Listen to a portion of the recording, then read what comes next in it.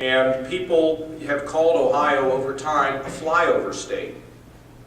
That's not a nice term. They fly over and never even look down.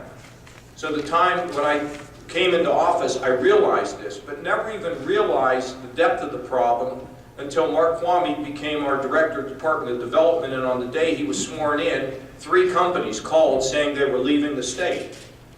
So it was important that we move quickly. And I had put together an agenda and really had been thinking about this for a number of years before I decided to run. And there were 3 or 4 things that I thought were just givens. One was the creation of JobsOhio.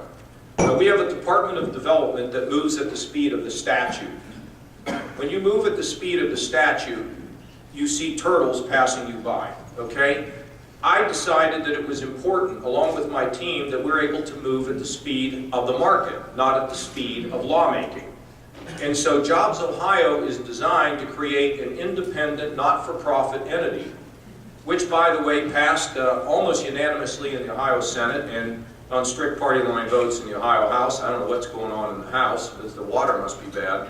But the purpose of it is to, 1, create a board of directors of the top-notch business people in the state, and their job is to help organize the people that work under them, whose job will be to manage clusters of industries, whether it is just some of the industries you mentioned, whether it's agribusiness, whether it's financial services, whether it's manufacturing, including specialty manufacturing, whether it's energy, whether it is agriculture, whether it is medicine.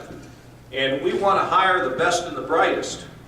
Now, we've got Mark here from the Silicon Valley. He brought another person in from the Silicon Valley who has a long-time connection to Kodak and Apple.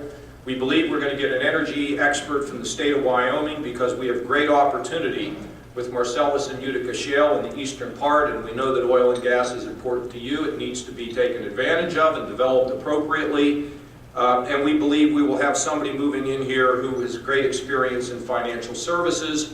And of course, we're going to be looking for the healthcare and the other clusters that we think are really important. And that organization, by the way, will be subject, not be subject to civil service laws, but the organization itself will be audited. There'll be an annual report, and the ethics laws that apply to members of our colleges and universities will apply to the members of that board.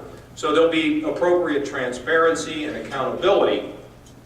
But one of the things that we are doing under the budget is to move this liquor department. You know, Ohio sort of clings to a lot of things that states got rid of a long time ago. And we operate a liquor industry in the state. And the state takes the profits and uses some of it to do economic development, but uses other parts of it to grow the government. So what we've decided to do is to privatize it. Now that's a difficult word at some quarters here in the state, but what we're doing is we're going to lease that business inside of JobsOhio. JobsOhio will issue bonds, and the operation of this is such that there's a spread. Okay, anybody given up drinking? Raise your hands. I've just taken it up. But anyway, what it will allow us to do is to gather resources because of the spread that exists with the growth of that industry. And Ohio could have as much as $70 to $75 million a year to be used to do a whole variety of things to allow us to be competitive. Now here's the great news about this. There was an article in Bloomberg the other day that said states are getting very nervous about what Ohio is doing. You know why? Because we will begin to have an advantage on them if we can make sure this program happens. And I'm very optimistic that it will. And this program will become a model for other states to figure out how to drive more resources into their development. But as we all know, in the 21st century, first mover usually wins. And we are going to be a first mover by having the resources that we need to apply. And one other area that you'll find very interesting, Steris was mentioned. First Solar, of course, one of the hottest companies on the New York Stock Exchange for a while. The state of Ohio helped those companies. You know what the state of Ohio got for helping those companies? Not a thing, except the fact that the companies were successful, which is great.